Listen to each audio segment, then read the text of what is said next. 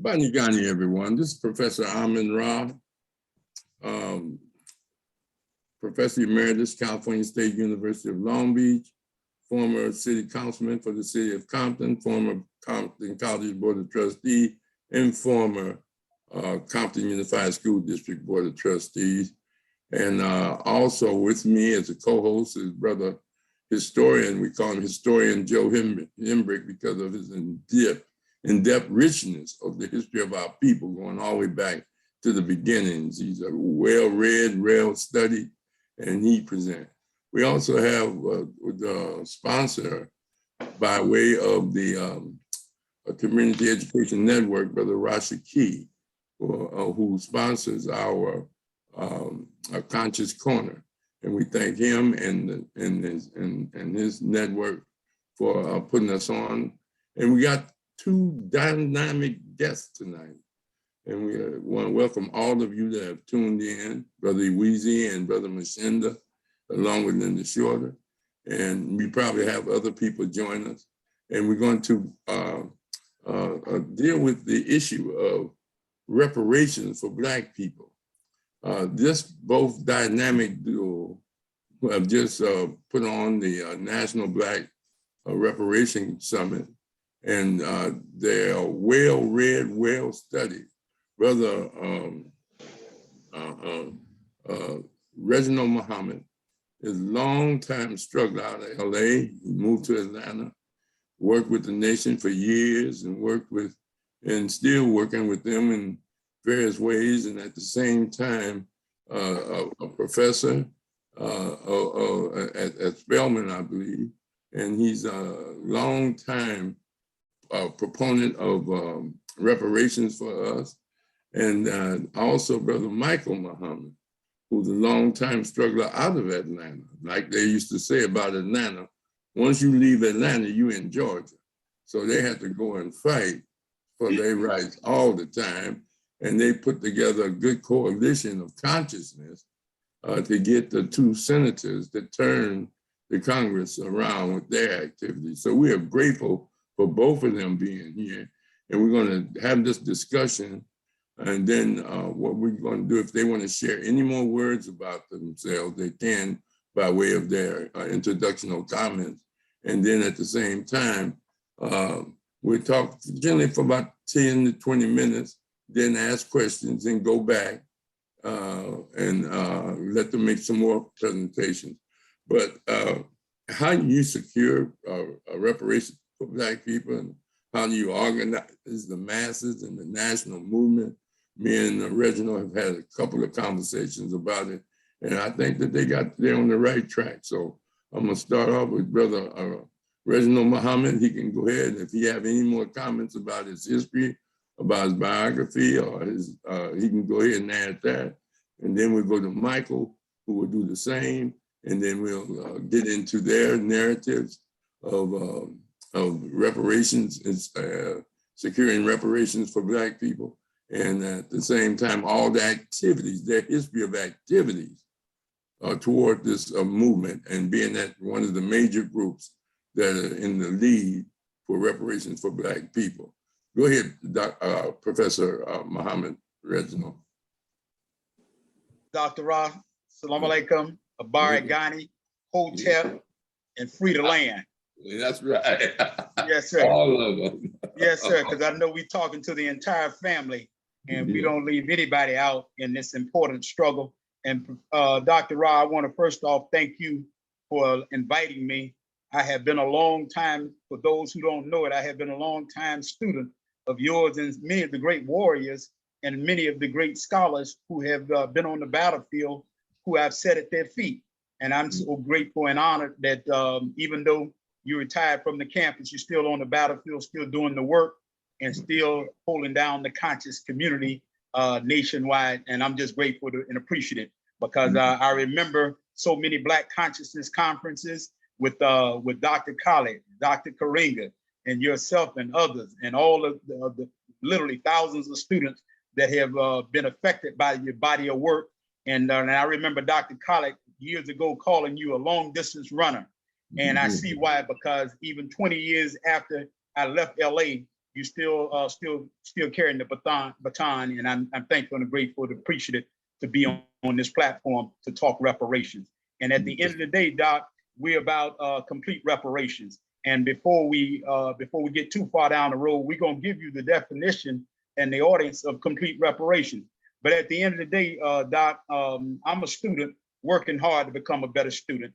And I certainly had an opportunity many years ago when I first started my graduate work at Cal State Long Beach in the 80s. And then by the end of the 90s, I had left and come on to Atlanta. And we have continued to fight and work and organize around reparations. But much of what you will hear me say is you'll hear that the fact that I've been affected by so many who I've had a chance and been blessed to sit with, organize with, and have their leadership guide us in this right direction. And my thing is, Doc, is that at the end of the day, we're here at the National Reparations Institute in Atlanta, Georgia. Why a Reparations Institute? Well, Doc, in more than 30 years of being in the movement, what I realized is that in my critique and my criticism of the movement and critical of myself also, that self-criticism that is always necessary, we lacked a policy center and a think tank surrounding complete reparations for the masses of our people. We got organizations.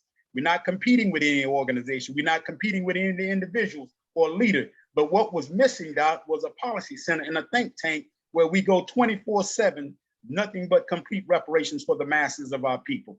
And so we've been blessed to have that set up here in Atlanta. We're right here in the hood. We ain't outside in the outskirts of Atlanta. We're right here 2 blocks from Morehouse College on Joseph Lowry Boulevard here in Atlanta. And I've been blessed to have a great helper and an assistant brother who's our Minister of Information, Brother Michael Muhammad.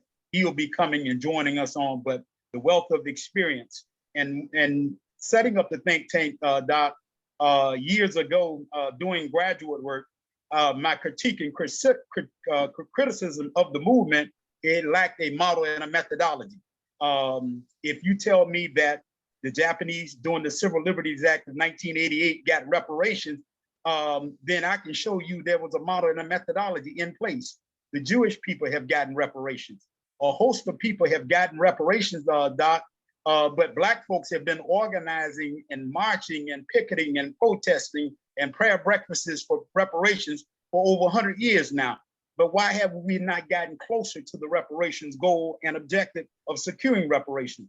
In my humble opinion, Doc, my humble position is that we lack a clear model and a methodology. Where is you? If you tell me I'm going to build a building, a residential or commercial in Compton, California, and I keep talking about I'm building a building, at some point, Dr. Rod, you're going to ask me, well, where's your blueprint? Where's the formal plans? Where if I can't ever produce that, you know I ain't about to build no building in Compton because I got to submit some blueprints with a formal plan that's got a clear zoning and planning for the city of Compton to make sure they even pull a permit to start building. We had not done a formal plan for reparations. There are 10-point programs, Doc, all over the country. There are people who have positions on and philosophies about reparations, but where's your blueprint where Pookie or Ray or Peanut can pick it up, a congressperson in the Capitol, campus, corporate America, or on the corner, they can pick up your plan and say, you know what, now I understand what y'all talking about. I ain't got to read 300 pages to figure out what y'all talking about. So what was necessary, Dr. Rod, was to develop a blueprint, and that's the National Reparations Declaration.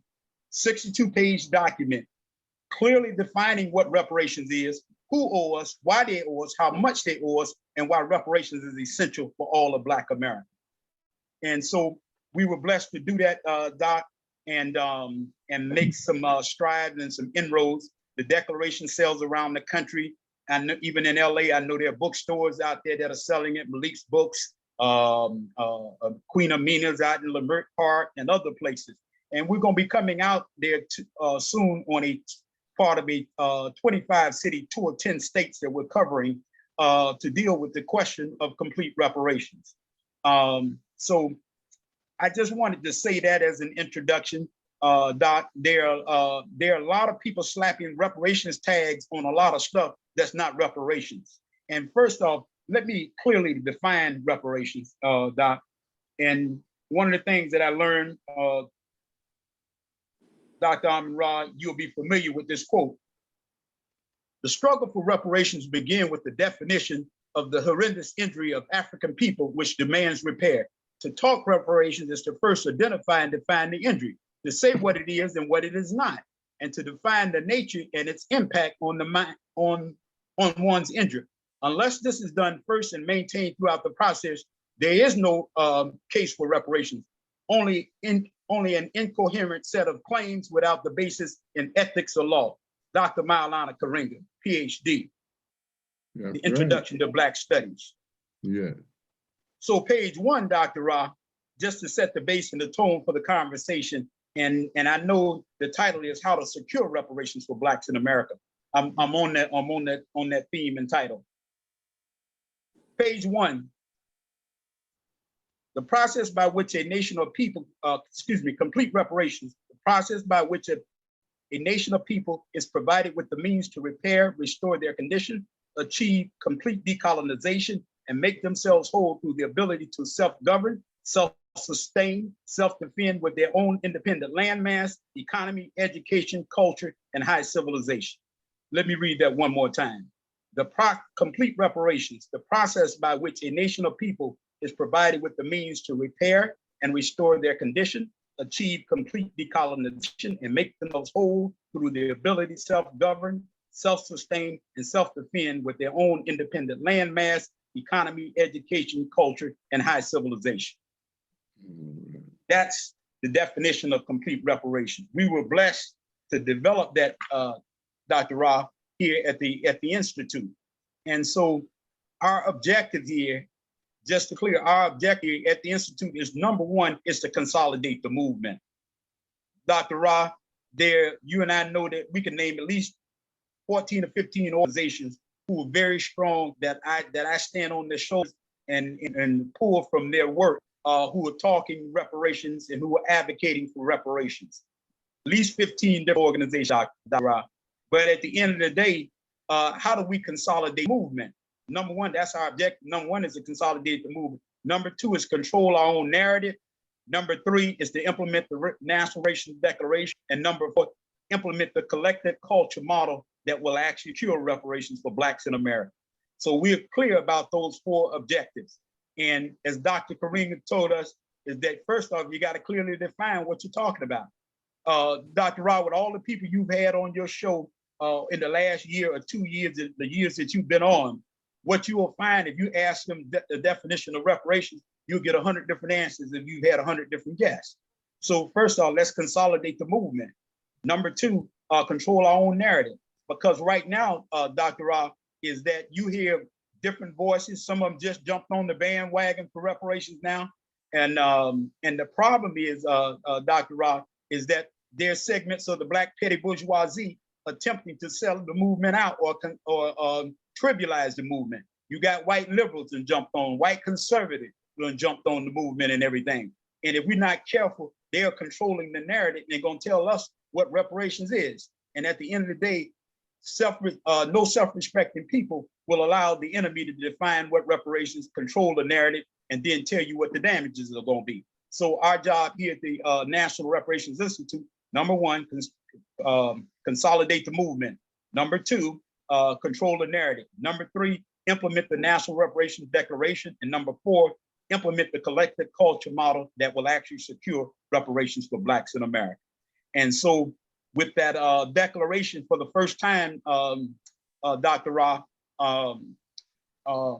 Dr. Ray Wimbush at Morgan State University read the declaration, and he said for the first time in more than 40 years in the movement, we were blessed to develop the best scale and calculation that he had seen thus far, him being in the movement. So he wrote the foreword for the declaration. We've been blessed with great reviews of the declaration. It's properly cited. It's not a lot of calculations about history. You and I know that there are over 100 books now on reparations, tens of thousands of pages. But at the end of the day, good theory, but how can we apply that? And that's our job to do that. I want to take a break right now, Dr. Rod, because I know I threw a lot out there, but I want to at least lay the base and the foundation and let your audience know the objective is, again, is to how to actually secure reparations for Blacks in America. I don't plan to be around 20 and 30 years. You see me and still talking about we organizing for reparations. We can secure reparations within the next 5 to 7 years. We can actually secure reparations by clearly stating the objectives and putting together a model and a methodology for actually doing it. I'm gonna leave it right there. Do you want Brother Michael to make his comments and then we go to questions? Brother Michael Muhammad, did you want to share now? Well, I would have to say I met Brother Reginald. I'm like him. I am a 30-year member of the Nation of Islam. I met Brother Reginald about 25 years ago. And he'd been pulling on me to join him in research. And I'd been hesitant because I just didn't think I was qualified.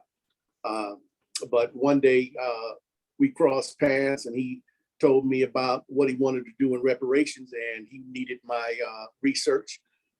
So I went ahead and joined. And what we did was we started the National Reparations Institute together. And our first official meeting was on January the 12th, 2020.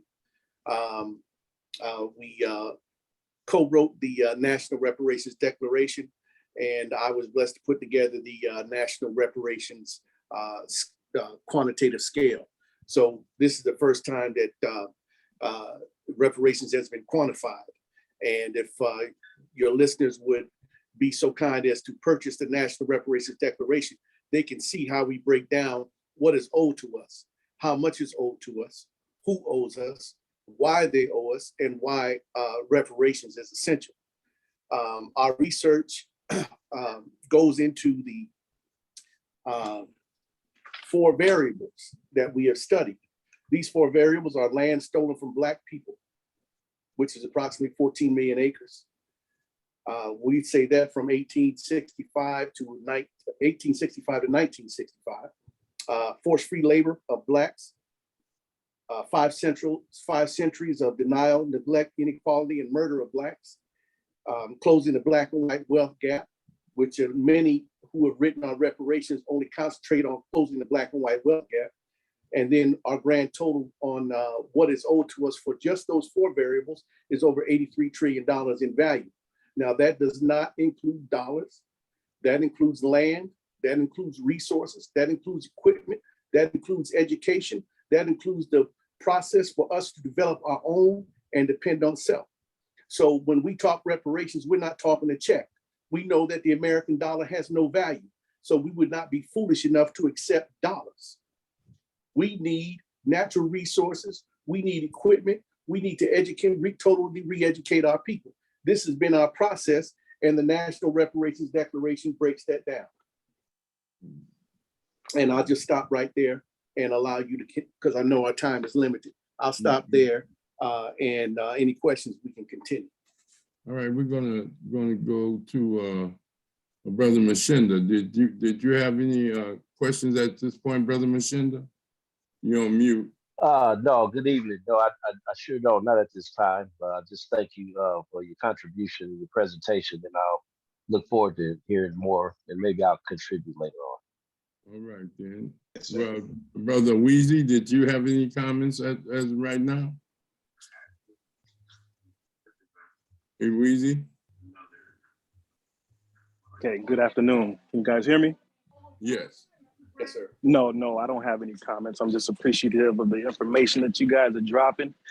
And I look forward to the rest of you guys' presentation. And like Brother Mashinda, I might have some questions later on. All right. Sister Linda, Shorter, you have any questions at this point? No, I don't. No, I don't, except there are a couple of people calling me saying they're trying to get on and asking that they're saying it's in another meeting. Can you please let a couple of people in now, please? Because I'm getting phone. They're at the wrong meeting. They're at the wrong meeting. Yeah, it's the top portion of the website. I could show you right now, but go ahead, I continue and I'll show you where we need to click on. Okay, and thank you. And no, I have no questions at this time. You want to do that right now, Rashaki? Yeah, I'm gonna do it, so you can continue. Brother, And she may need to, as brother instructed me earlier, is to click on that top link as opposed to that second link. Yeah, I'm about to That show might it. be where I'm about to that's tripping show them it up. right now. and Brother Tom, So here it is right here, and it's right below the title of the show this evening. If they go down here, this is where they're clicking on at the bottom. They need to go right in the middle here. all right, Linda? You got it? Yes, she has it now. Thank you. All right, then. Good. All right, Brother Thomas Muhammad, I don't know how much you heard, if you heard I don't know if you remember. No, I haven't heard any. I'll respond later after I've heard a little bit more, sir. All right, then. Well, first of all, Rashaki, did you have any questions? Well, at the end, I just want to know exactly how a person, individual, could contribute to helping the program that's put forth. Yes. Okay. Who want to answer that? Well, you can go to our website, www.nationalreparationsinstitute.org, and you can donate, or you can even join our summit or Indaba that is scheduled for November 4th through the 6th of this year in Atlanta, Georgia.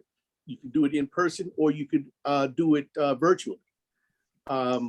We will be having virtual meetings occasionally to inform the people of what our steps are. We are going, as Brother Reginald said, on a 25-city tour to push the National Reparations Declaration and teach our people on what complete reparations is. Brother Reg? Yes. Before you do it, go with that website again. Yes, nationalreparationsinstitute.org. Okay. And Dr. Ra, Yeah. and the guests, they can also call us here at 404-464-8904. Again, 404-464-8904. Any additional information that you like, because one of the things, Dr. Rod, that we've had, this will be our third annual Indaba, which is really a summit in English terms. But that Indaba, Professor Ra, we did it last year, and we had over 40 organizations, national organizations, and students and youth that were involved in the last year's summit at the Atlanta University Center. And at the end of the day, what's key about it is that we sat down, it was not a rally, not a clapping session, a rally of that type. We sat down in planning strategically what needed to happen to actually organize our people and put them in position, utilizing the collective culture model to actually secure reparations. And so we had many of national figures that you all know in the movement. Dr. Ray Wimbush was there from Morgan State University. He wrote the book, Should America Pay?, which is still one of the best used references on reparations today. It's probably about 17, 18 years old that it was published, but it's still used today. We had just about every national organization had representation there from the vantage point of reparation, whether they were civil rights organizations, spiritual organizations, grassroots human rights organizations, and spiritual organizations that were involved last year. And we're looking for an even bigger and more comprehensive summit. And again, Cobra was involved. I'm a long-term member, as you know, of the Nation of Islam, and given and put on the post by Minister Farrakhan as far as reparations. And then too, I'm a long-term member of Cobra. Cobra was there. The December 12th movement was involved. Roger Wareham was there at the conference. A host of people who have been doing the work and organizing. Dr. Jewel Crawford was there from Morehouse School of Medicine. We just had a good cross-section of brothers and sisters planning. There are 5 areas that we're concentrating on when you're talking complete reparations. Number 1 is education and culture. We have 5 select committees in place right now, and we will be building on those select committees at the Nationals Indaba. which will be, again, as Brother Michael said, and that'll be the first weekend of November of 2022. Well, the 5 select committees, education and culture. Number 1 is education and culture. Number 2, economics and investment. Number 3, state and land acquisition. Number 4, public and mental health. And 5 is public policy and legislation. And those are the areas that we're concentrating on, because for the most part, we think that in a very comprehensive way, utilizing the collective culture model, that is the best way to secure reparations for the masses of our people. You will not hear us trivializing it. And one of the things I caution the audience and audiences around the country, I keep hearing now, give me a check, give me a check. See, we trivialize the movement when we do that. And some people who are doing that, Dr. Rob, some of them are paid enemies. Some of them have come on board to derail the reparations movement. So no, we're about how do we consolidate the movement and unite the movement. And one of the things, another thing that I'm seeing, Dr. Rob, there are those who have taken anti-nationalist, anti-Pan-Africanist, anti-Black position and call themselves talking about reparations for Black people in America. But the other part of that, they have aligned themselves with every European organization that they can find, whether they call themselves liberal or conservative. Now, how you gonna be talking about securing reparations for the masses of our people, and you have talked against those who have been the forerunners of the reparations movement and taking cheap shots at them and causing a chaotic atmosphere around reparations. And then you hear them reduce it to give me my check. See, you and I know, as the minister said, if you're not talking millions of acres of land, then 8 to 10 states, it's a compromise and it's a sellout. And our job is to make sure that that does not happen. Okay, we're gonna have to get some questions in a minute. Brother Hembrick, brother historian, do you have any questions? Yeah, I have a question, and appreciating the brother's presentation this evening. I kind of was on mute. I got a bunch of Negroes next door celebrating something. I don't know why, but they are, and they a little loud. So anyway, I'll be in and out on the mute thing. But anyway, brother, I'm a historian by trade, a lot of studying over the years, and with the African world. Yes, sir. Not America, but on the continent, it's just as bad, not worse. And I know that power concedes nothing unless it's forced to. You know what I'm saying? I know these others have gotten theirs. I don't know what kind of piece of the pie Japan and Germany got, with theirs. But I want to hear more about the forced hand that's going to make these folks do what we know they should do and have been very reluctant to do. So I want to hear more about that if you're going to present that tonight. Thanks for your comments. Brother, that's a very good question, because Dr. Rob, for the last month, we've been on the streets with the people. We were at the Malcolm X Festival here, which is huge here in Atlanta. Anywhere from 5,000 to 7,000 people turned out in a couple of days. We just had the big Juneteenth festival, another 10,000 we were able to present. And we've been doing bookstores here locally and restaurants and wherever Black people are.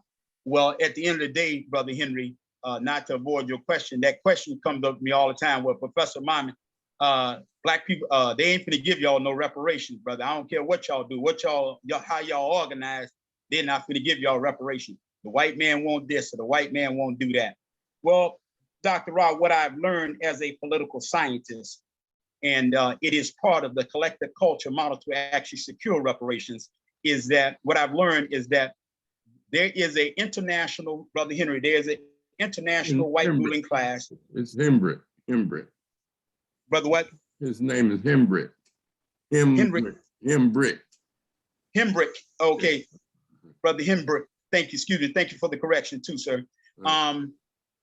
Brother, what I've understood now as 30 years as a political scientist is that there is an international white ruling class, and there's a national white ruling class, and then there's a local ruling class.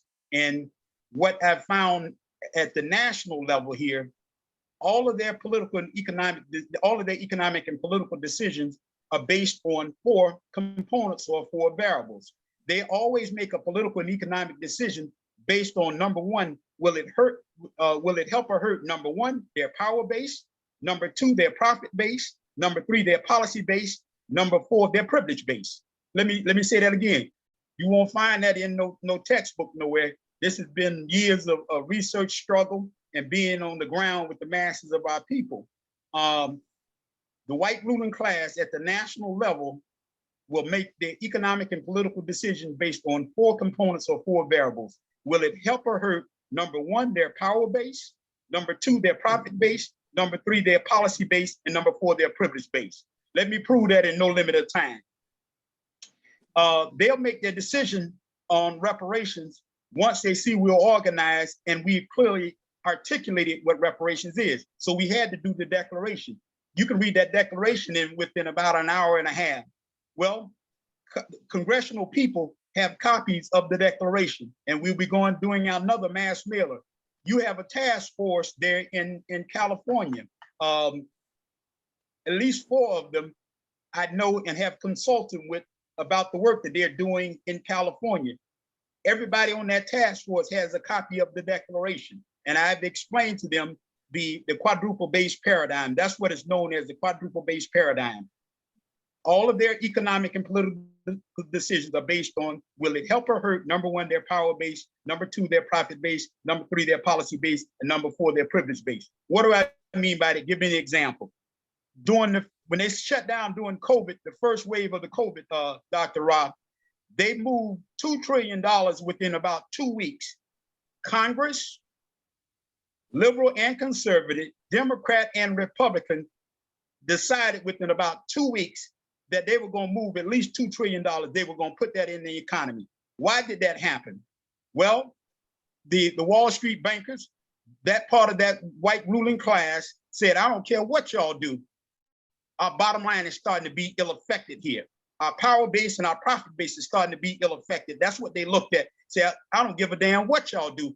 Get some money in the economy. Multinational corporations are starting to be hurt. The U.S. credit rating is possibly about to be ill-affected. We're about to start having chaos. Get some money into the economy now. They did that. And it was based on the fact is that their profit, their policy base and their privilege base was starting to be ill-affected. So within 2 weeks, they moved $2 trillion. Let me give you another example. In 2019, Professor Rob, Donald Trump, the former president, 45, psychopathic. Bobby Wright describes him, psychopathic. He shut down the whole country. If you remember, in the longest government shutdown, people were losing their jobs. People were not getting paid because it was the longest government shutdown. Air flights were starting to be canceled around the country. And I told my students here at the Atlanta University Center, at Spelman students, Clark Atlanta, Morehouse students, ITC students, I told them all, look here, here's what's happening here. Let's test the paradigm right now. I said, what's happening? The shutdown, and people like, this man is so foolish, people gonna start to lose their home. Families are gonna be broken up because of the long process. Donald Trump on a Thursday, Professor Roth, went out on the White House lawn and said, well, America better hunker down. I better get the money for the border wall, the billions of dollars I need for the border wall. Otherwise, it's going to remain shut down. Well, I was down in Florida, Dr. Roth, and I looked at this and I told my students, I said, no, wait a minute. Now let's look at the political and economic landscape right now. Let's see how, and I'll tell you how long this shutdown is going to be. And I predicted it was on social media a month before the shutdown ended. I said, no, this is not going to go no 2 or 3 months. Even though how wild and crazy Donald Trump is, this ain't going 2 or 3 months. Because what was happening on the scene right then, a month out, Professor Roth, we were the business airport in the world is here right here in Atlanta. The shutdown is about to affect the airport here in Atlanta. Number 2, what was going on, Professor Roth, now this deals with their privilege base. Guess where the Super Bowl was in 2019? Right here in Atlanta, the business airport in the world. Now, I said to myself and my students a month while this shutdown is going on, I said, no, it's not going to last, because I knew that half of the owners, 80% of the owners were multi-billionaires, half of them were Jewish, NFL owners. The busiest airport in the world, they're canceling flights in New York, Chicago, and Denver and everywhere. Major airlines are starting, and now they're talking about whether they're gonna cancel flights in Atlanta. We a month out from the Super Bowl. They wasn't even finna let the white ruling class wasn't even finna let Donald Trump mess that up. You talking about the largest commercial day worldwide, Super Bowl played in every country, $4 or $5 million for a 30-second spot. They wouldn't even let that cracker mess up their nothing with a continued shutdown. But that's what was about to happen in their privilege base. So he says on a Thursday, America better hunker down, otherwise, and I better get my billions of dollars for the border wall. Or he's saying, hell with the American people, we're gonna remain in the shutdown. And I said, hell no, it ain't finna remove. So on a Thursday, he says that, and then on a Tuesday, he walks his behind right back on the White House lawn and said the shutdown is over with. Well, I knew damn well it was gonna be over with because the Wall Street bankers and the booking houses and the gangsters and everybody else then told him, no, you ain't even finna mess that up. You ain't finna mess up the Super Bowl in Atlanta, the busiest airport in the world, and they talking about canceling flights. We talking about messing up the white ruling class money. They made him walk his behind right back on a Tuesday and say the shutdown was over with. Why? Because their profit base, their policy base, and their privilege base was about to be ill effective. They will decide reparations when we're organized. And Doc, you know that the people got to be organized first, educated and organized. And when that happens, they'll come to the table like they got some sense and say we support and we will pass HR 40, House Bill HR 40 and Senate Bill SB 40, which are nothing but reparations bill, first initiated by John Conyers. Now Sheila Jackson Lee is pushing and heading that. And right now you have over 115 Congress people who have signed on to that national bill. Some of them are white. We got some congressional black caucus members who are scared to sign on.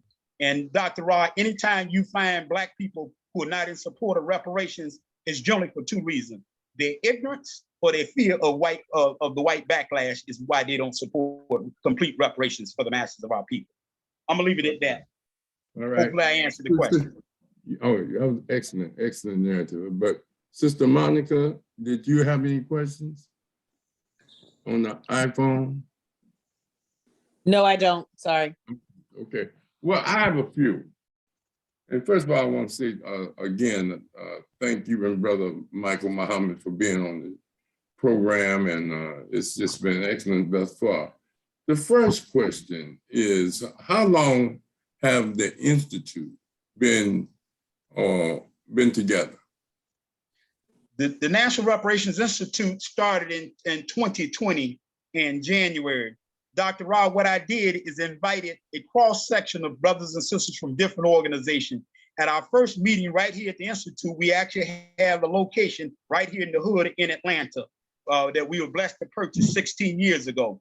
Well, we invited and we had over 42 people, a cross-section of those. They're listed in the declaration in our introduction. Well, we had a cross-section of different organizations involved. A number of my students came to that first initial meeting. Dr. Sam Livingston was involved, Attorney Mauli Davis, Davis Bozeman Law Firm, long-term member of NCOBRA, Brother Jamoki, the former co-chair of NCOBRA, he was here. Dr. Slaughter from the beloved community church, ITC, a number of my students from Clark Atlanta University, those from the Masters and the graduate program. We had those from Morehouse, Clark, Atlanta, student organizations. We had brothers and sisters from New Order, which is a human rights organization. We had those from Operation Push, NAACP members, all sat down and formed the national. That was our initial meeting. And of course, after that meeting, when we decided that there was going to be some work needed involved, many of them fell off. And so the Institute now consists of an executive board and a few staff members, and Brother Michael and I, but this is what we do 24/7, Dr. Rock. And again, in my estimation, you and I know that political and economic decisions in this country, a lot of times have already been laid out 10 years and 20 years in Policy Center and think tanks. And in my estimation, that's what was missing was a policy center and think tank centered around complete reparations for the masses of our people, but only for the last 2 years. But I've been a student of the movement, Professor Rob, for over 30 years. And you know, with some of the organizations that I've been involved in, we've been on the forefront as far as organizing for reparations. All right.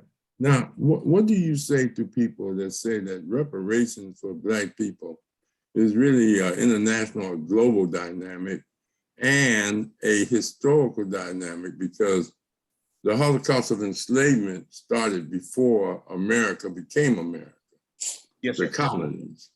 Yes, Is there sir. any effort to make other countries pay reparations in that first 100 years of enslavement by the British, the French, the Portuguese, the Spaniards, who had colonies here? There was 13 colonies. Virginia, and the first people supposedly came as indentured servants. Then they began to practice chattel slavery, but chattel enslavement. And they identified Black people as the ones that would get it, because whites and others were indentured. They could work their way out of it in the colonial period before the United States. But is there an effort, does the plan or the Institute plan to make it an international? Because you have Brazil, where the majority of Black people, as historian Joe said, was really put there. And some in Hades, and all those Caribbean cities where African people are, Puerto Rico, and all of them were enslaved also, who are not necessarily a part of what is now the United States, but they have either their own country or their own sovereignty, or they just territory for one of the enslavers and things of this nature. So how far back and what's your target group to pay reparations, and how you determine, answer that first. Okay, well, Doc, there in the United States, that's a very good question. And I'm gonna, by Allah's permission, I'm gonna connect it and show you that we've thought about it and planned about it and organizing around the questions you just raised. Well, number one, if you read the declaration, it's a 62-page document. But the key is that we going after 4 bodies right now for reparations, for complete reparations for Blacks in America. Now, remember, I say complete reparations because, Doc, that term comes out of the Institute. We developed that term because, again, they're generic terms that others are using and all of us have used on reparations. But we had to specify that which was historically and culturally relevant for us as a people. Now, there are 4 entities that we're looking at that are targeted that will pay reparations to the masses of Black people in America.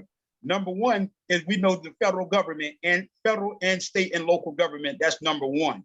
Number two, we have identified, Dr. Rod, there are over 35,000 plantations that are still up and operating in the United States under different names, different companies, and some under different families, but they made their money off the enslavement and the trafficking of Black people.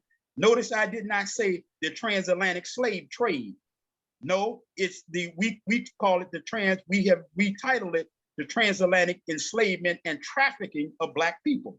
And at the end of the day, because one thing Dr. Kareem is very clear about is that when we use the word trade, that sanitizes a very catastrophic, a very deadly, and a very traumatic experience for the masses of our people. So the transatlantic enslavement and trafficking of Black people, number one, we're going after, you're talking about the national, state, and local government. Number two is over 35,000 plantations that are still up and operating. Also, there are select multinational corporations, Dr. Ra, that are involved. And then 2 nonprofit organizations. Remember a month ago, Wall Street Journal, and this is to show you how that we know that we're on the right track right now, and we're being led by the Spirit, and not only by the work historically, and by the Spirit. What a month ago, Wall Street Journal Harvard University decided that it would allocate $100 million for reparations, all on the news and everything else. Why, Dr. Ra? Their students and staff there have gotten copies of the National Reparations Declaration. And at the end of the day, Doc, we named them in the declaration. They're not only them as a nonprofit organization, but you got Brown University, you got Yale, you got Cornell, Georgetown, and a host of other universities made their money off the enslavement and trafficking of Black people. Harvard University said over 40 of its founders had and owned and transported slaves. And there are thousands of slaves involved in building and solidifying Harvard University. That sprawling campus that it's on and the endowments that they've had for over 100 years, Professor Ra, that came as a result of the enslavement and the trafficking of our people. So again, federal government, still existing plantations, nonprofits, and select multinational corporations. We know Wells Fargo was involved in the enslavement of our people. We know B of A, Aetna Life Insurance.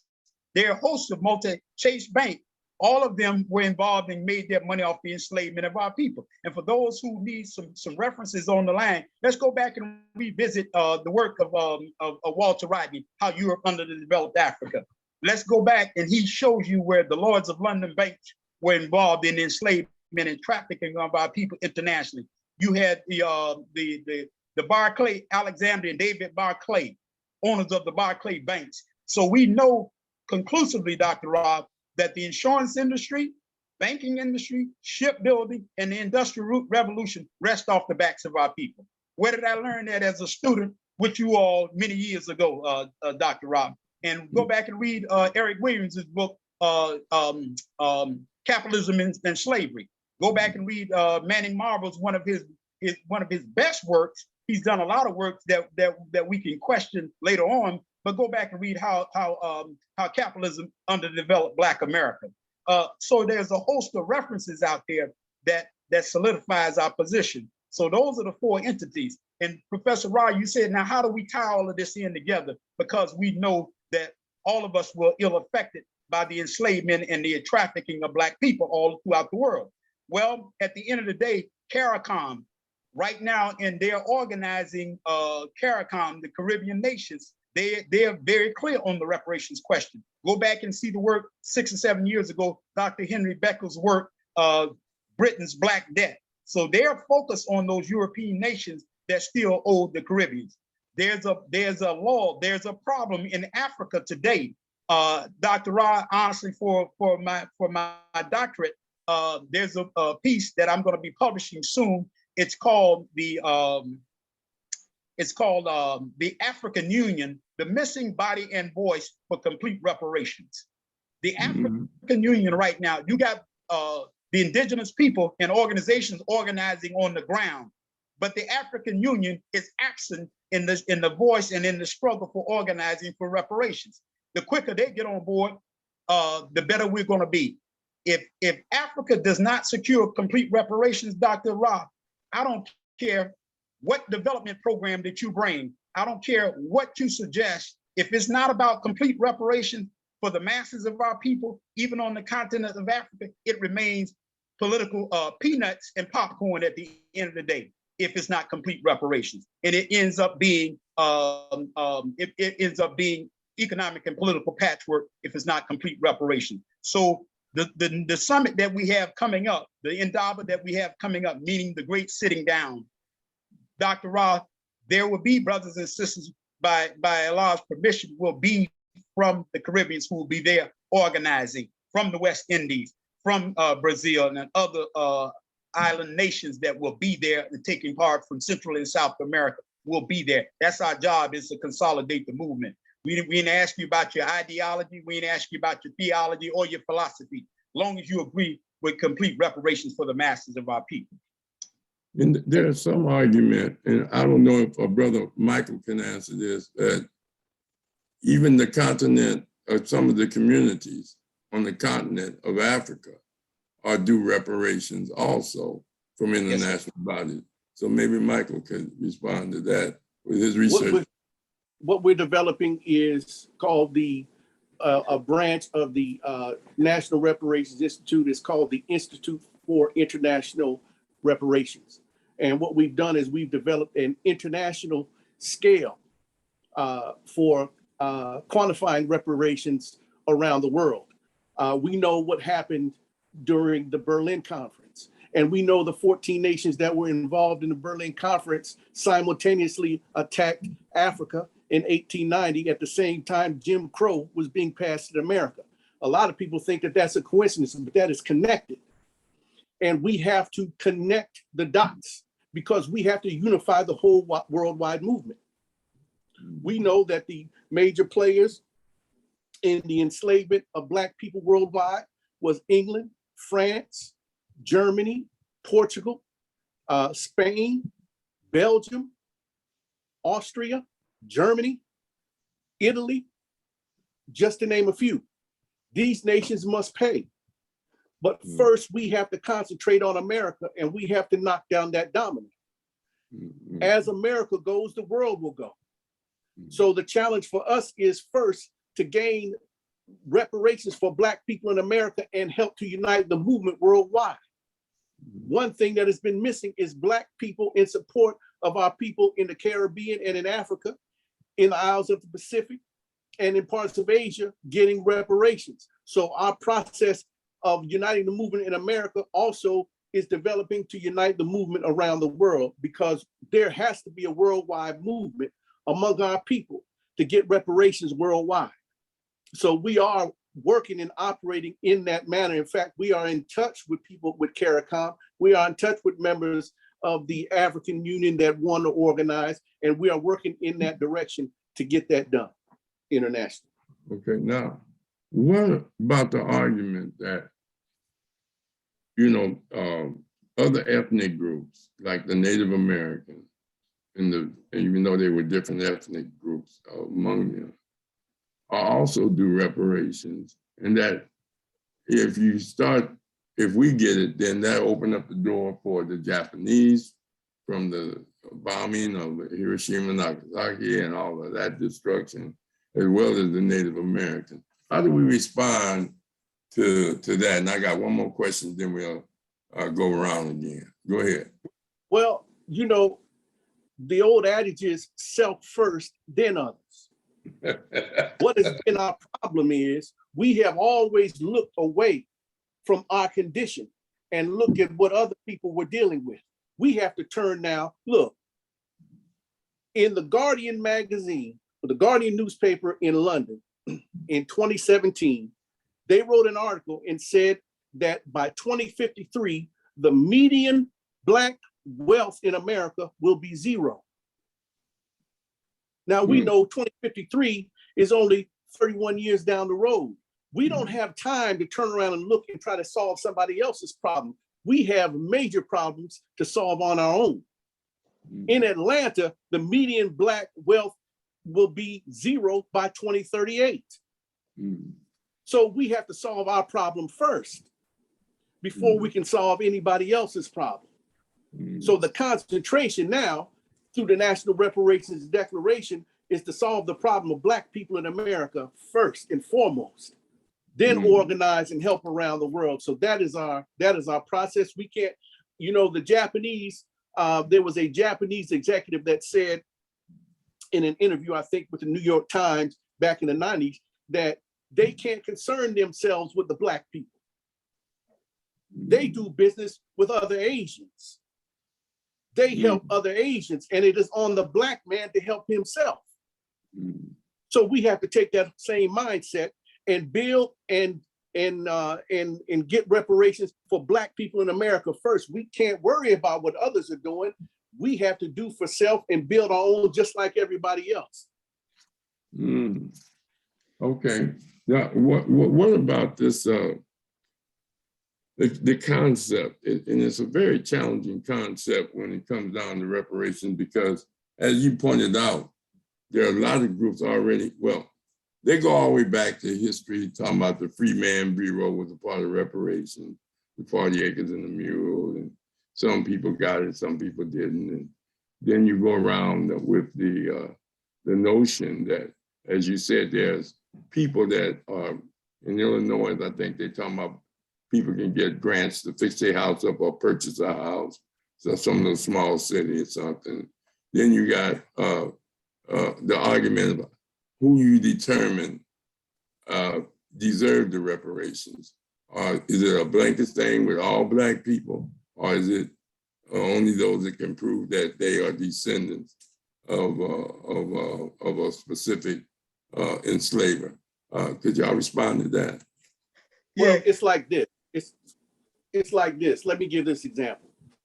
If you're in a burn unit, you're going to have a person in the lobby with a first-degree burn, second-degree burn, and third-degree burn.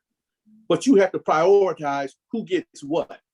You know, and I know that we can't count on America's census to determine who was a descendant before, let's say, 1785, because we weren't allowed to keep records. All Black people who have been in America have been ill-affected in some way. But there are, and I think Brother Reginald will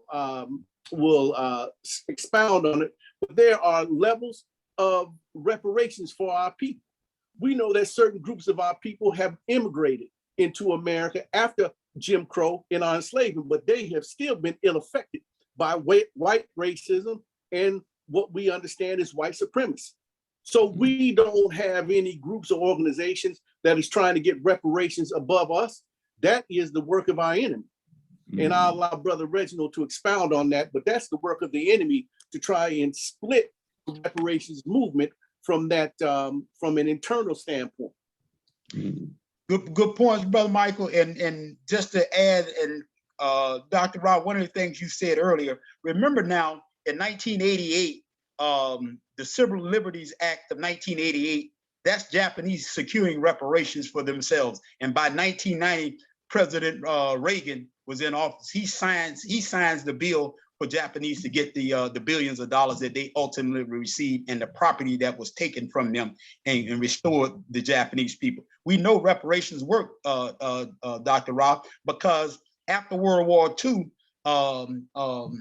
there were at least 16 European nations that are rebuilt under what they call the Marshall Plan. And remember, these nations were destroyed. The infrastructure was gone. The economy was gone. The education system was destroyed, all of that. And today, some of these are thriving economies because of the Marshall Plan. That was a reparations package. We know that the Jewish people have gotten reparations, even from America, not only from Germany, but other European nations who were involved in the Holocaust of the Jewish people. Dr. Ra, and then the other thing is, remember, the United States, they believe in reparations now. Before the last time they passed a reparations bill, remember President Obama in 2016, at the behest of Joe Biden, the remaining Holocaust survivors that they said were below the poverty level here in the United States got a reparations package and a reparations deal. So they believe in reparations only when it comes to Black men and women. That's when there's all of a sudden a problem. And here's what we won't allow happen, and you already see it being in the argument. Well, only those who can prove lineage. Well, there were some slave masters who particularly didn't record how many slaves that they own and how much of their profits, because there was a fight between the North and the South. Go back and read the book, The Peculiar Institution of Slavery by Kenneth Stamp. So Black people, it was against the law for them to read and write. So there are thousands of slaves that were on plantations that were never documented. And so now we got an organization out here, Negroes, talking about, well, at the end of the day, you got to prove your lineage and everything else. Doc, the best thing that should happen with that, what we have developed here is what we call the deal level when you're quantifying reparations. That means the damages, injury, and the loss. That's how you do it. You and I know you right there in LA area, LA County, Dr. Ra, and you know the Harbor Freeway. Well, if there's a wreck on Rosecrans and there's a fender bender, but there can be a wreck out there on the Harbor Freeway, the 405 freeway. There are 2 or 3 cars that are lost and totally destroyed. Well, that ain't the same wreck that was on Rosecrans. So they're both entitled to damages, but at what level? That's the same way you do the reparations piece. One of the arguments now in California, they made the mistake. And I wrote them all a letter, everybody on that committee, and warned them, do not base it on lineage. Those who can prove lineage, who are deserving of reparations. Because what they did, Dr. Rob, is they backed themselves in a corner.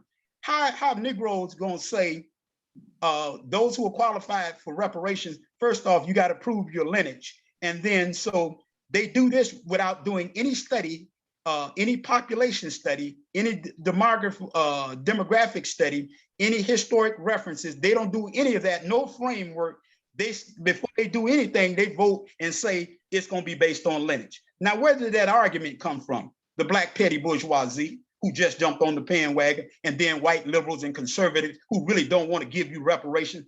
They didn't have not one of those criteria that they set for the Japanese people. Go back and read the latest book on that just came out in 2020 called Redress, the inside story of Japanese Americans' reparations success movement.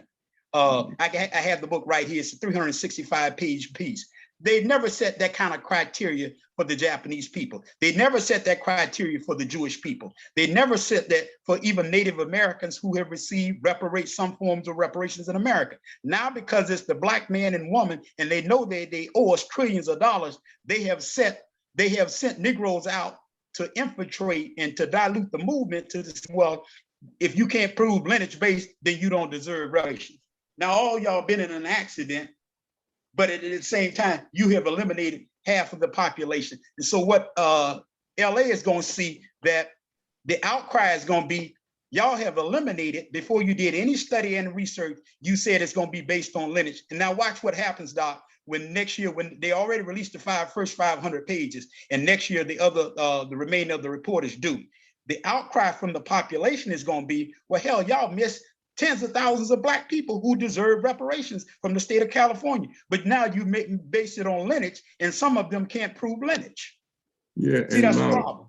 And Mount Lana also teaches that we deserve reparations for the continuum all the way up to today. Yes, sir. Abuse and misuse. And I think Brother Michael put it in his narrative about the differentiation in pay and the differentiation in home loans and all of those. But anyway, let me go around again. And before we go, make sure you let us know where we can purchase that National Declaration book, either directly from y'all or it's somewhere local in California. All right, yes. So we're going to start with Brother Machinda. You have any questions yet? Are you there, Machinda? You're on mute. We'll wait for him to get it together. What about you, Weezy? Weezy? Professor Rob, it's pronounced Iweze. Iweze. Yeah. Okay. Good evening, you two. And you had to remind me of your name. See, Brother Reginald. Yeah. Reginald. Yes, it's Reginald. Muhammad. And the other one, what's your name, sir? Brother Mike. Brother Michael, because I'm on my cell phone. I can't see everybody all on the same screen. But I was just curious. So you two said that you were active members in the Nation of Islam? Yes, sir. Yeah. So I just have like a theological question, and I was just curious, based on studying the Nation of Islam, over the years, how consistent is the quest to pursue reparations from our oppressors with the overall theology and eschatology of the Nation of Islam, which teaches the downfall of white civilization, particularly upon the arrival of Elijah Muhammad on the mother wheel. And so in other words, do you two believe that our efforts to pursue reparations in the form of land granted will be given to us, or is it the expectation that the white power structure will reject the idea of reparations, thereby triggering a divine judgment and forcing our demands to be finally realized? So that's my question. Good question, brother. And I'm gonna let Brother Michael take a part of it, and I'm gonna take a part of it. Remember, I described to you the quadruple-based paradigm. Okay. And again, that's how reparations is going to be decided for Blacks in America. There are Europeans, brother, who know the teachings and know the correctness of the teachings, and they have watched America. The of our leaders of over the last 100 years, one who has certainly taught the fall of America is the Honorable Elijah Muhammad and the Honorable Minister Louis Farrakhan. You see that right now, and at the end of the day, the Nation of Islam has been very consistent on the reparations question. And of course, in the final call, in our what the Muslims believe and what we want, there is a point that deals with reparations. And so we have been very consistent in the reparations movement. We have been consistent in the last 20, 30, 40, 50 years. Even Malcolm, if you say you're a student of Malcolm, then you support reparations. I said the same thing here in Atlanta. There are people who call themselves Christians, said, I'm a Christian, and and I follow Dr. King. I said, well, if you know Dr. King's body of work, he's clear on the reparations question, and he even uses the term reparations. Go back and read the essential writings of Dr. King. So at the end of the day, though, brother, we're very clear on there are a number of things that are going to happen.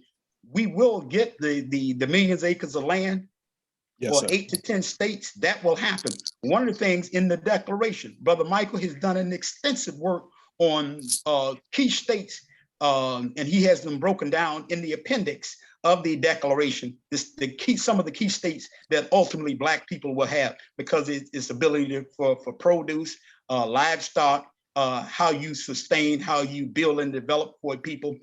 We talking food, clothing, and shelter. And in order for Black people to be strategically fit and successful for the 21st century, we must have some land of our own. And right now, the statistics show that Blacks operate on less than 2 million acres of land. And at one point, up until 1970, we were controlling over 15 million acres of land.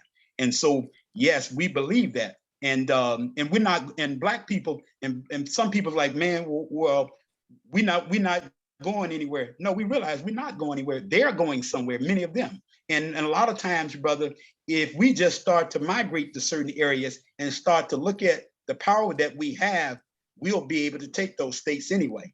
And so you see them running around with Roe versus Wade, Roe v. Wade on the abortion issue.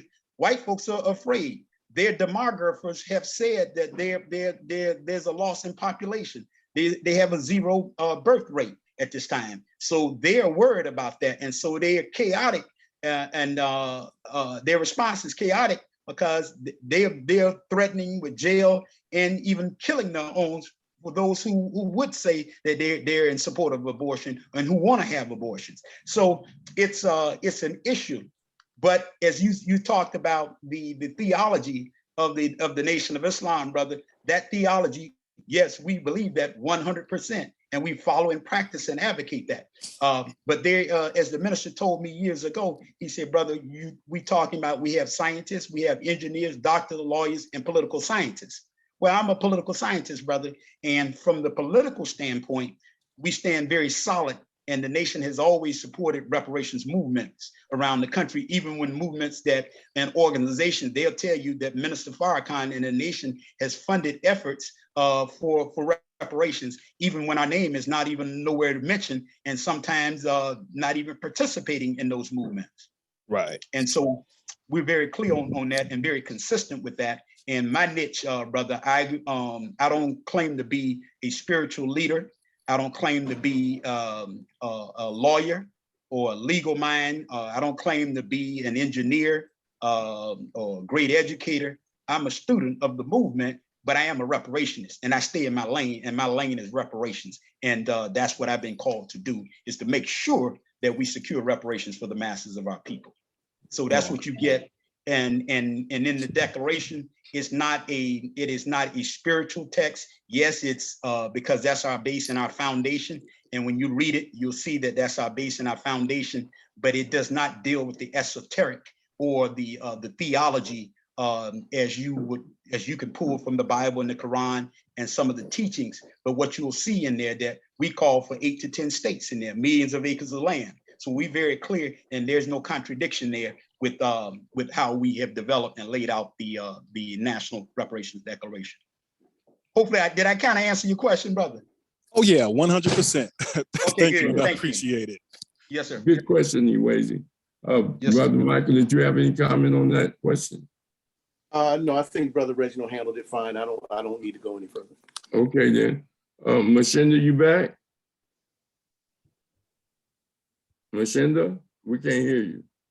All right, brother Thomas Muhammad, you have any questions? Yes, sir. Assalamu alaikum, Brother Reginald. Assalamu Walaikum alaikum. salam, brother. How you doing? Praise be to Allah, doing well. I enjoy Brother, your. I have not seen you in over 20 years, brother. I Yes, remember you as a student down in Long Beach in the study group and one of Professor Ra's students. Praise So be if to Allah. they tell you my memory is going bad, tell them they lying. They lying, brother. Yes, sir. Good to see you again, Brother Reginald. Praise It's be been to some Allah. years, brother. It's been over 20 years. Yes, it has been, brother. While you were talking, I went on to your website and I purchased the electronic copy of the Declaration, and I've been reading it. Thank you. I've been reading it ever since when you've been talking, and I enjoyed the most I've enjoyed about it was the numbers, the amount of money that you totaled on every single Variable. every single Category. Area. thing, every single thing that has been stolen, or what we did to make all the things that we had done to make money to be exploited with our labor, the land that was taken from us post slavery during the Jim Crow segregation and all those. Yeah. I love the totals. And then I heard you talk about the land, and I also heard you refer to our how the Nation of Islam's position on reparations as it pertains to what's in the final call, the 25 years of assistance, the 8 states on the coast that has easy access to Africa or whatnot, so that we could, so my question is, when we get the land, let's say we get the land, what other aspects of reparations are what are aspects of reparations are we gonna demand to ensure that we can build on the land, that we have the skills to develop it, the skills to develop the infrastructure, to develop the community and the city and the states into a self-sufficient, own ran operated nation within a nation? Yes, sir. What other aspects of the reparations as it pertains to education, as it pertains to how we're gonna how can we finance it without relying fully on the government to finance our the monies required to build on the land, and what other aspects of the reparations entail that aspect of it in terms of we secure the land.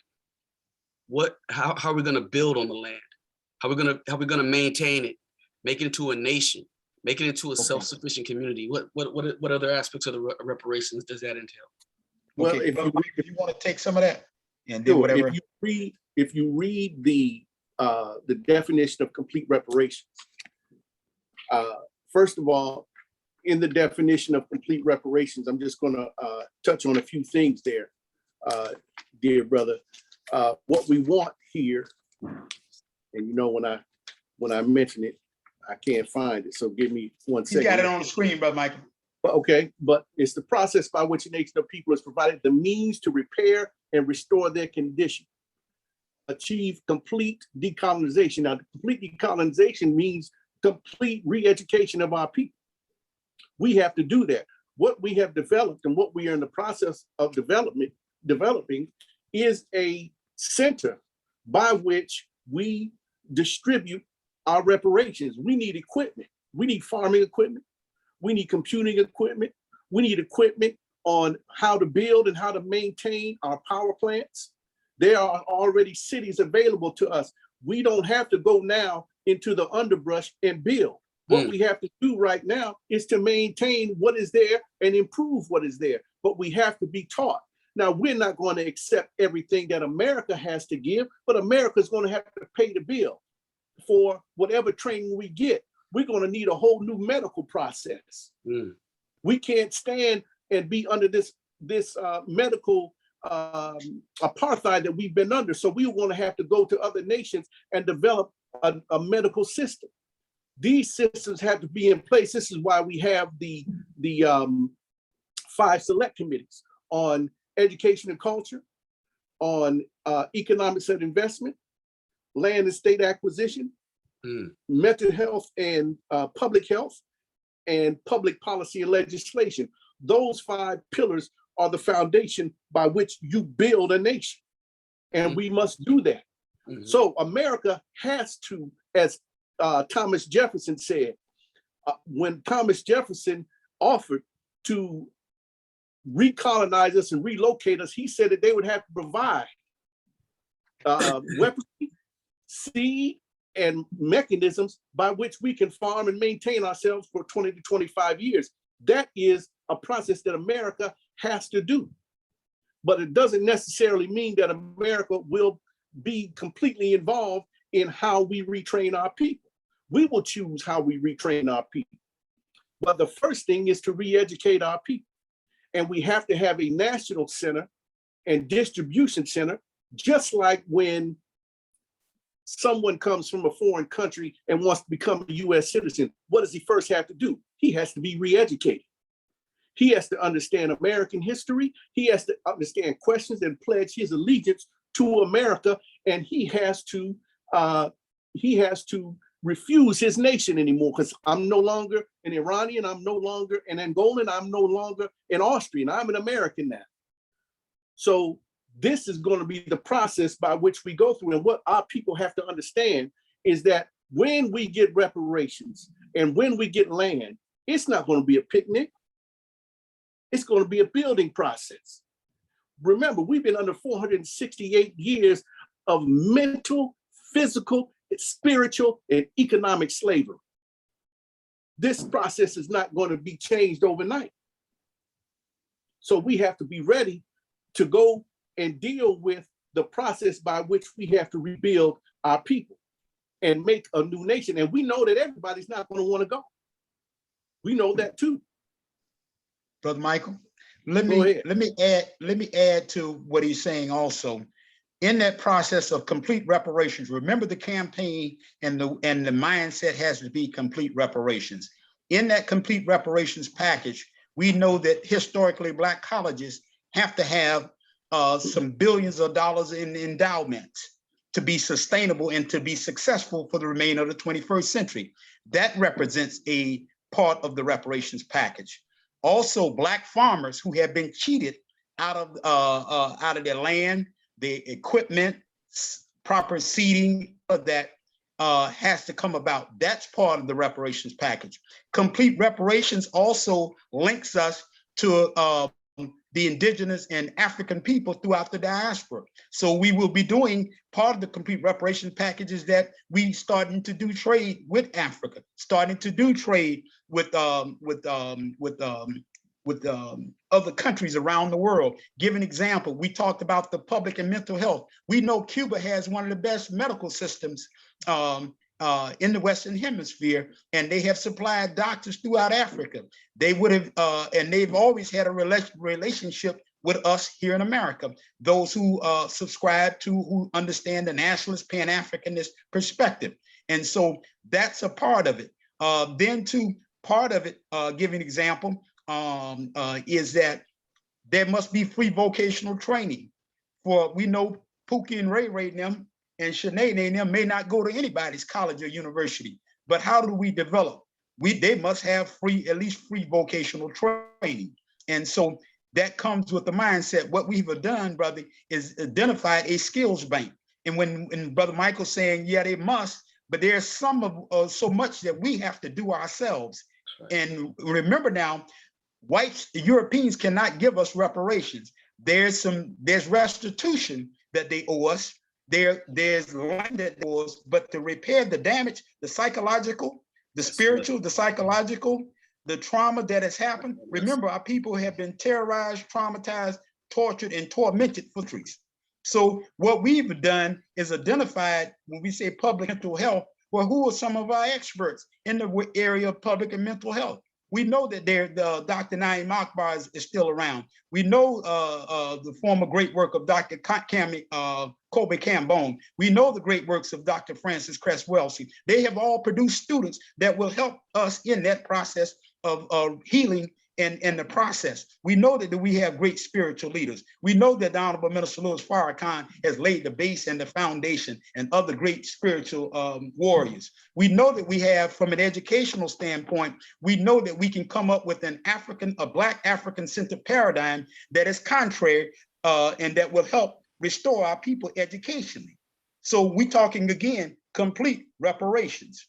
And we know that some of our people say, well, brother, I ain't a part of that. Well, yeah, okay, that's fine. But complete reparations speaks to the masses of our people, not the black petty bourgeoisie who say, well, I don't need no reparations, and y'all ain't doing nothing but asking for somebody to do something for you all. No, if at the end of the day, this is about the masses of Black people. You and I have gone and graduated and matriculated and graduated from the best colleges and universities. But what about the masses of the people who have been systematically locked out, locked under, and locked in for centuries now? That's who complete reparations is for. And appreciate your answer. Hold on, brother Thomas. We're gonna may have to do a part 2, man, because Yes, this is just too good and too informative, and other people have questions. I'm gonna ask them. We want to do about another 10 to 15 minutes, and then yes, we're going to have to close out. But I'm going to ask other people to ask the questions, and I'm going to ask y'all to, try to give them short answers. Okay, yes, sir. All right, yes, sir, Doc. Professor Rob. Yes. Can I ask Brother Michael to put that flyer back up, or I gave you ability to share the screen? So you want to put that flyer back up that you had on the screen? I didn't put it up. Someone else put that flyer up, sir. That wasn't you? No, it may have been Professor Rob, Dr. Rob. No, it was Brother Michael. It was your screen. It was on your screen, but it's okay. I gave you the ability to share your screen, but you had like a flyer on the front of your screen. Oh, okay. You're talking about the Indaba. Okay, hold on 1 second. I'll yeah, so we can show that. There it is. Go ahead and speak so it'll show up. Okay. Well, this was from the second annual Indaba or National Reparations Summit that we held at Clark Atlanta University of last year. We will be having our third annual, and we'll have our flyer for our third annual National Reparations Indaba Summit. It will be held at the Clark Atlanta University from Friday, November the 4th through Sunday, November the 6th.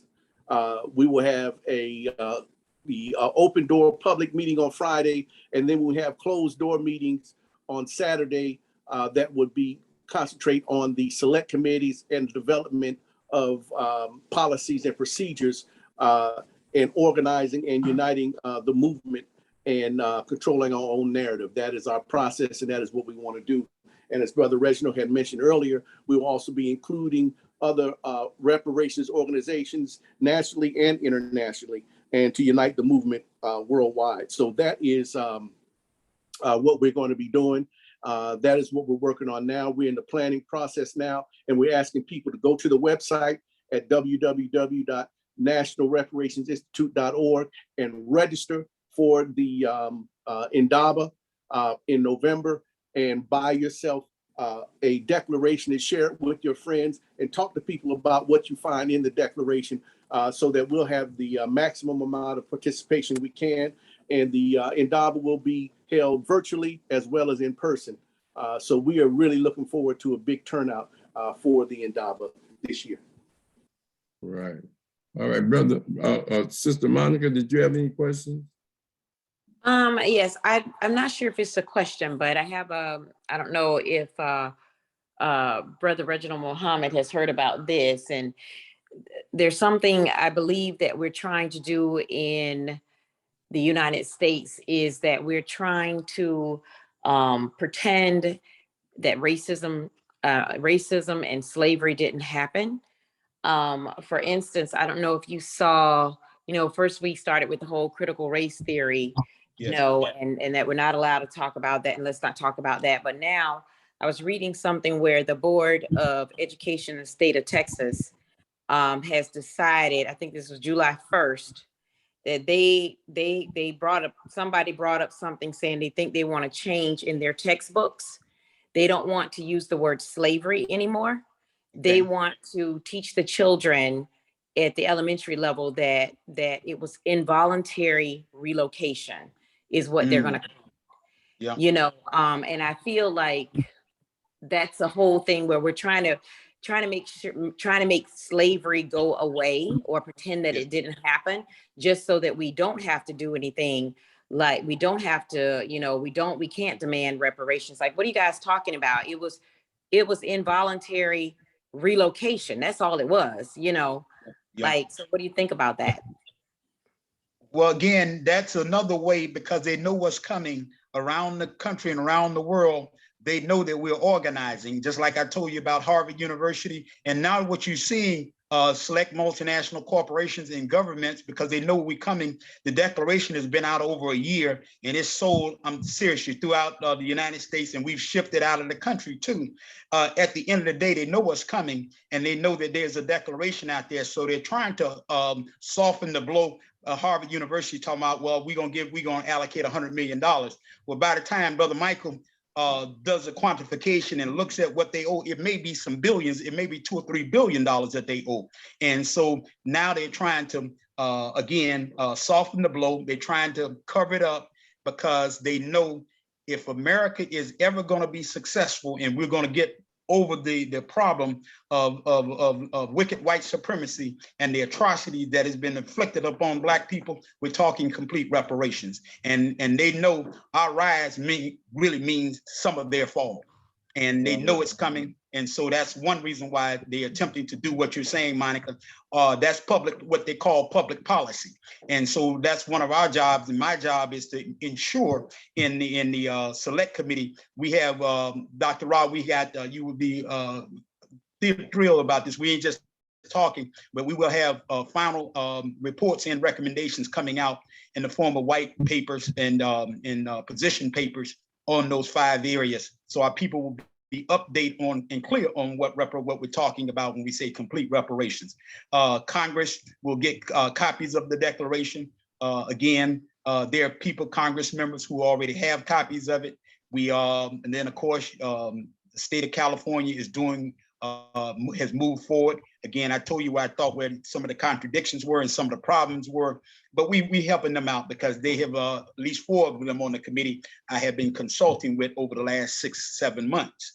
So at the end of the day, you're right, Monica, and our job is to continue to push reparations, because they're going to continue to push harder, because they know it's coming, and they know that at the end of the day, Blacks are going to be free, and they're afraid. And what you're seeing is a reactionary response from them in the way of public policy, saying, well, you better not teach this, you can go to jail, you can lose your job, because they know the wave is coming.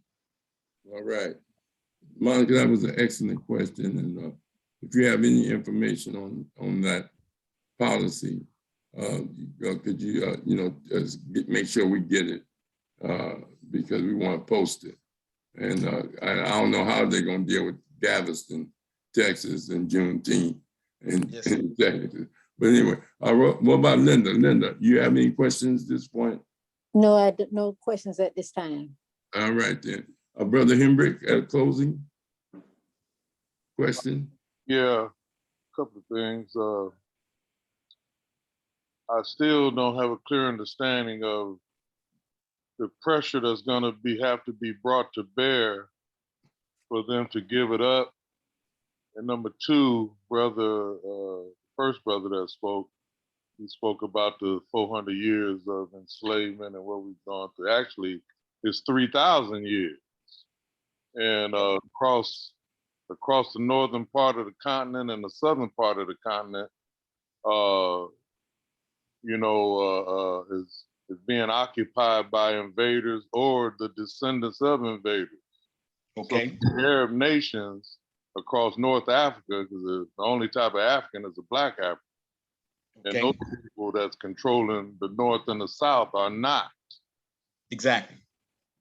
So, that's a whole nother discussion. But my main point I'm trying to get is, what kind of pressure are African Americans or those in the Western Hemisphere going to have to bring to bear in order for them to give it up? Okay, good question. Brother, let's go back to the quadruple-based paradigm that I explained early on.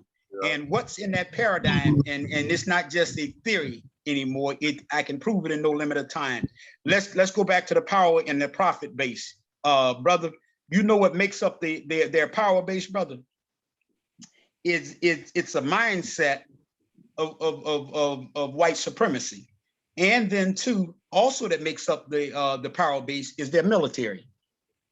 Brother, wait till they see their numbers go down in enlisted person, black and brown. Wait till black people, the students and youth around the country who have mastered technology where you and I struggle with it, when they say, okay, next year we pull in, you see 20, 30,000 accounts canceled in white banks. They'll come to the table then. Because see, now you're talking about their profit base now. You're talking about their power base. So again, we got to get our people organized, brother. And again, when they understand the paradigm, the quadruple-based paradigm, that's how we're going to secure reparation. Brother, again, I can give you more examples. What you see right now in with the war with Ukraine and Russia, and why America is participating, that has everything to do with their power base and their profit base, as well as their policy base. And then we can connect it with the privilege base. So the more we get into that, because this is a public forum, I don't give all of the information, but the quadruple based paradigm explains it. And that's how you're going to put pressure on them to bring them to the table. It won't be based on you protesting, picketing, and prayer breakfasts. That's not going to get you reparations, brother. Exactly. You're talking about a white ruling class, don't care nothing about you. See, sometimes those who are organizing for reparations and blacks are using a model that you're trying to appeal to their consciousness, their civility, their compassion, their humanity. You can't do that. This is warfare on another level. And the quadruple-based paradigm talks about that. And that's all under what is called the collective culture model. And Dr. Ra, we were blessed to do this over a decade ago. They would not even allow me to finish and get my master's. I wrote was what it called my thesis is entitled The Movement to Secure Reparations for Blacks in America and an Analysis of Fragmented Models and Methodologies. It's a 110-page thesis. It's online. You can go download it. But what's relevant about that, I talked about then the collective culture model then and what it would take to actually secure reparations for Blacks in America. But again, that collective culture model is much more to it than that. And maybe the next time we're on, we'll put the diagram on it. But it's that blueprint of how you actually secure reparations. Good, excellent.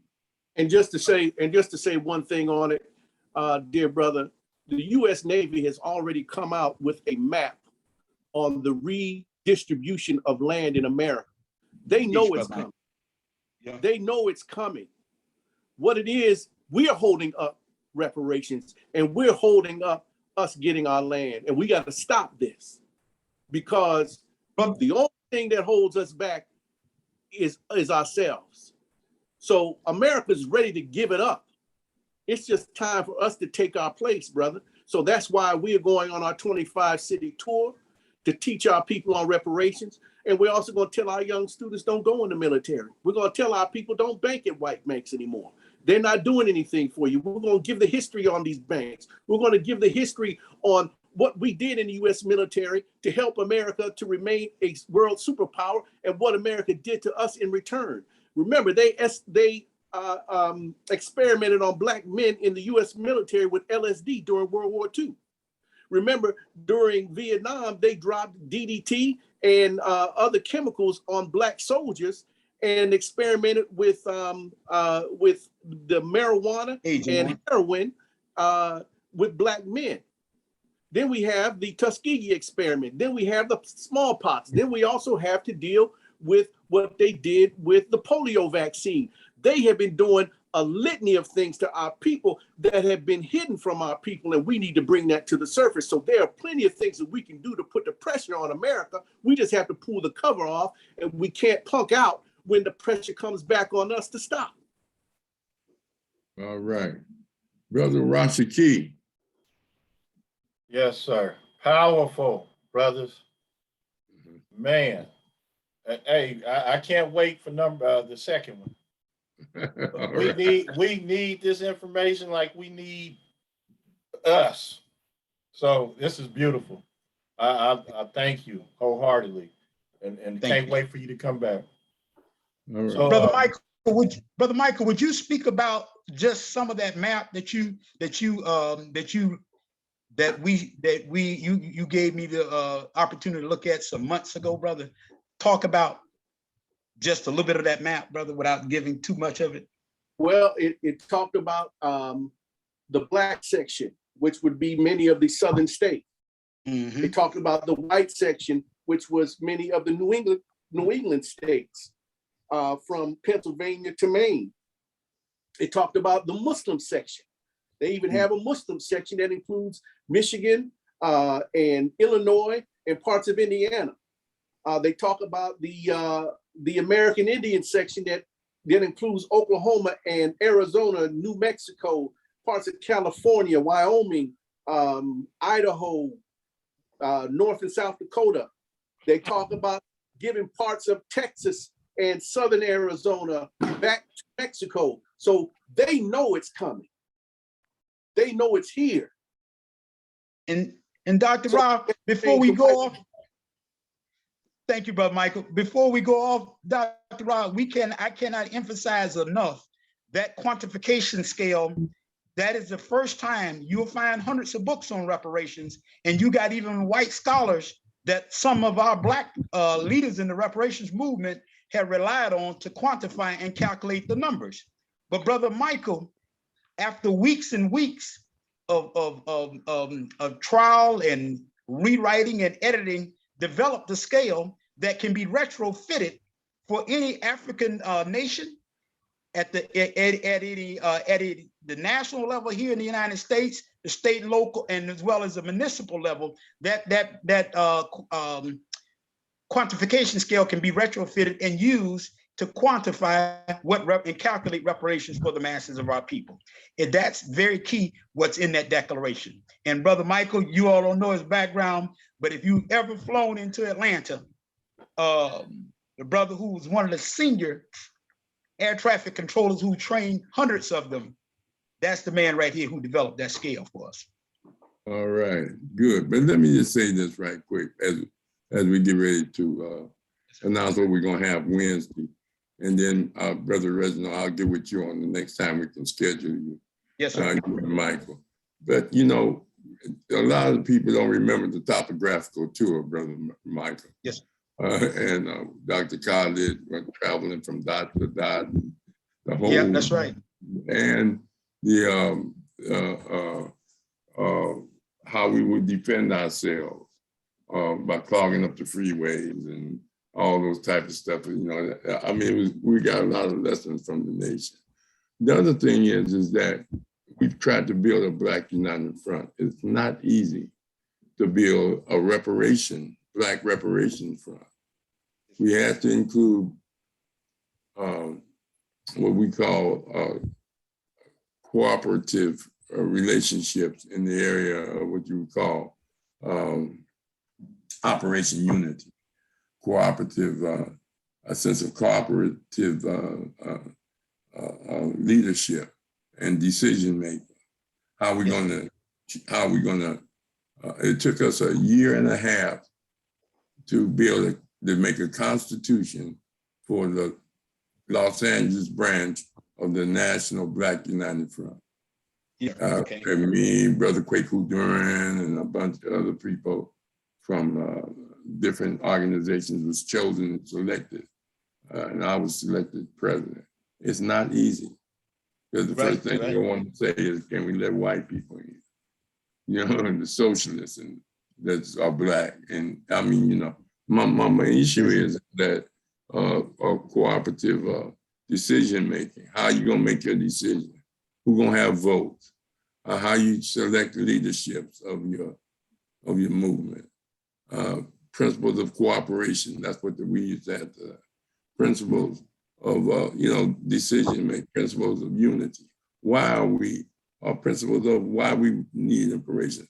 You got a beautiful blueprint, the declaration, and just like Brother Thomas' mom, I'm gonna get it as soon as I can, and I will be working. I know Sister Linda gonna help me work me through it, so I'll be getting that. But I just want to tell both of y'all, man, this has been, as Rashaki said, dynamic. We hope to have you back on. This will be on YouTube. You can refer people to it. And it'll be under your name. I think Rashaki, I asked you what picture you want, how you want to put it on. And I'm pretty sure they probably will want that book cover on there. Okay. Is that right, Brother Reginald? Yeah, Brother yeah. Michael? Anything that you all could do to assist us, it will go a long way, because you all have an audience of students, organizers, community leaders, and again, we just so thankful that you would allow us to be on tonight, and the questions that you asked, because this is our life's work. We're not running from it, and we just grateful to be a part of it, and to be as students. But both of you all who have been on the ground as long distance runners for a long time, and we just grateful and appreciative.